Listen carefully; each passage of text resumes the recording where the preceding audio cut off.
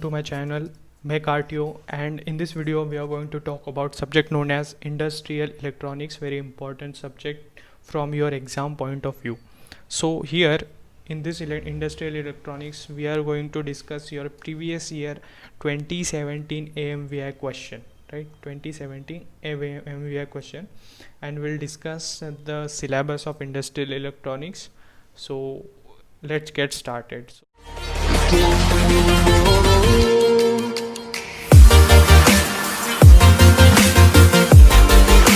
As you can see, the syllabus contains chapter 1 known as diode, right? Second chapter is UJT, BJT, right?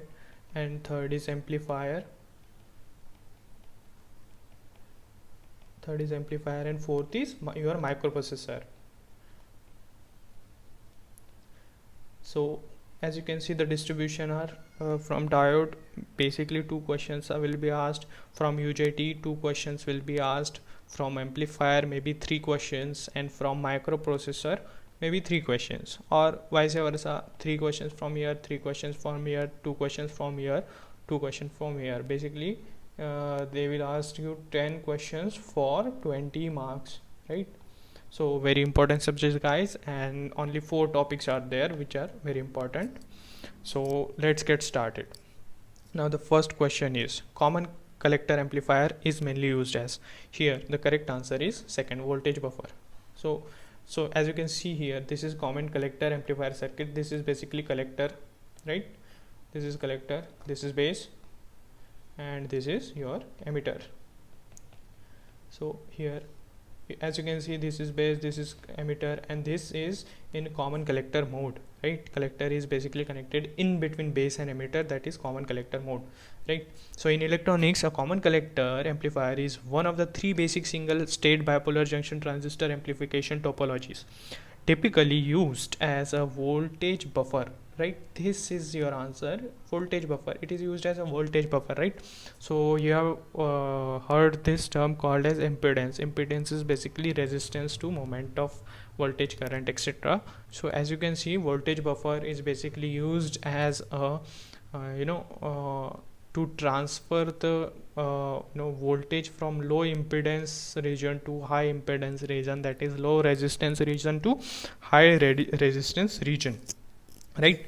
So here the common collector amplification circuit is used as a voltage buffer. As you may know that buffer is basically transition point between 2 regions, right? So it is used as a voltage buffer. Next question, which of the following interrupt has the highest priority in 8085? Read the question carefully, guys, right? So this is asked in 2017 AMVI-RTO. So here you can see that options are INTR, trap, RST 6.5, RST 5.5. So the question is highest priority interrupt in 8085. So first of all, you have to understand what is 8085. So here you can see the pin diagram of 8085. 8085 is basically a microprocessor used in electronic applications such as in computers, in your calculators, right? So as you can see, this pin 1 2 3 4 etc., these are n number of pins, right?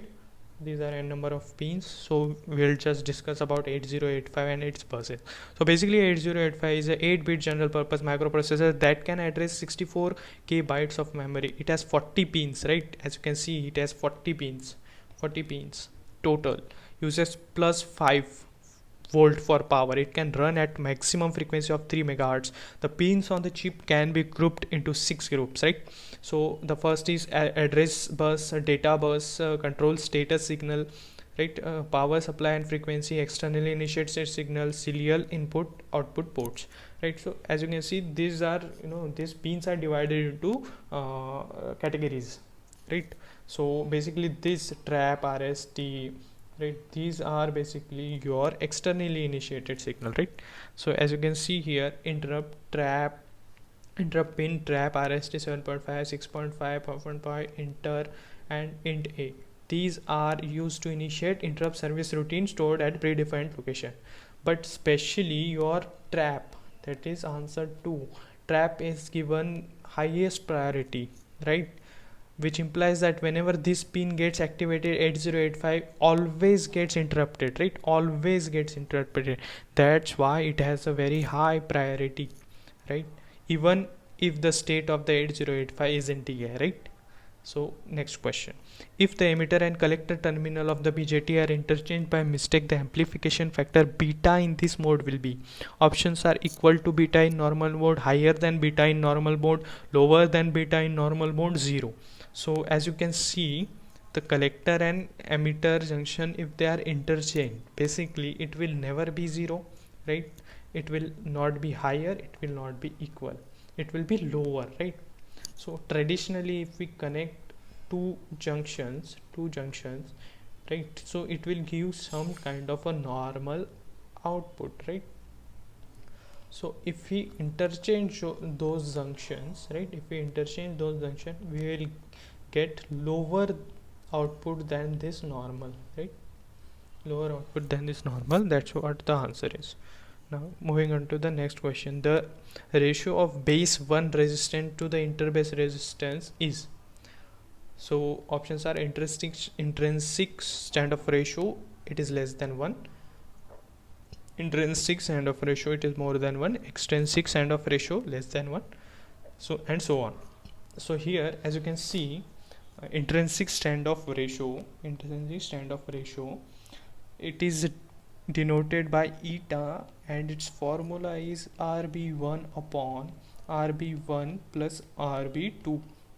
Very important formula, guys, can be asked in many examinations, right? So here it becomes RB1 upon RBB, right? And RBB is basically your RB1 plus RB2, right? So the value of intrinsic standoff ratio lies between, the value of eta lies between 0 to 1, right? So the correct answer will be 1, known as intrinsic standoff ratio, and it is less than 1, right? Moving on to the next question, UJT can be used as a relaxation oscillator because of its blank in the static emitter characteristic curve. Options are cutoff region, saturation region, positive resistance region, negative resistance region. We will see this UJT characteristic, right? So input characteristic of UJT, right? This is the input characteristic. Here you can see cutoff region, negative resistance region, saturation region, right? This is basically your curve, right? This is your curve. So as you can see here, this is the negative resistance curve, right? This is your negative resistance region, and in this negative resistance region your UJT acts as a relaxation oscillator, right, in negative resistance region, as you can see in the diagram. So here the correct answer will be 4, negative resistance region. UJT can be used as a relaxation oscillator because of its negative resistance region. So next question, diode is an unilateral circuit element because, options are, it can conduct current in both direction, it can conduct current in one direction, it is unsymmetrical in fabrication, its power rating is too low. So if you can draw the figure of the diode, it will be very easy to answer this question. So the diode is basically like this. Now as we know that if the diode only conducts current in one direction, right? This is the direction of conducting diode, only in one direction. That's why the correct answer will be 2. It can conduct current in one direction only. That's why it is a unilateral circuit. So remember, guys, these are very basic question, will fetch you more marks, right? Now the next question, the two ends of the DC load line drawn on the output characteristic of BJT determine.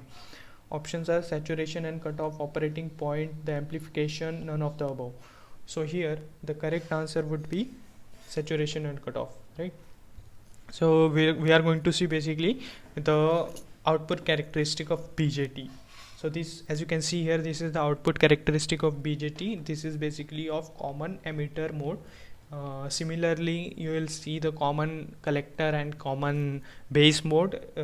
It will have almost the same output characteristic, but this question is asking you about the regions, right? What are the regions that are common in all the three output characteristic diagrams? So these are two regions, saturation region and cutoff region.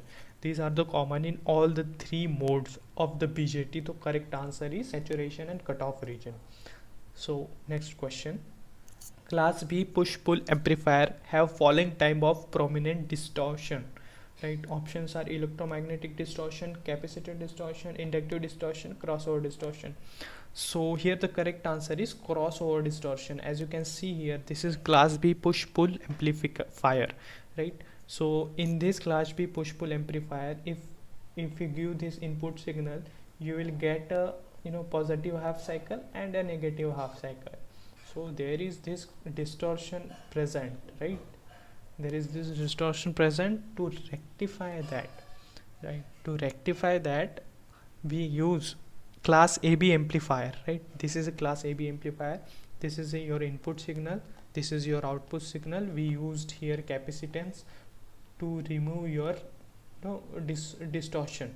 So we'll get clear cut signal, that is positive and negative half cycle together, right? Now moving on to the next question. The relationship among the instruction cycle IC, fetch cycle FC and execute cycle EC is. So here the correct answer is IC is equals to FC plus EC. That is instruction cycle is equals to fetch cycle plus execute cycle. This is the correct relationship for IC, FC and EC. Very easy question. Now moving on to the next question. The Zener diodes are used in, not in amplifier, not in chopper, in regulator, not in oscillator. As you can see here, the application of Zener diode, basically it is used in rectifier, regulators, clippers, clampers, voltage amplifier, multipliers, right? So these are the application of diodes. So here the correct answer would be sorry, here the correct answer would be, so here the correct answer would be this, C, regulators.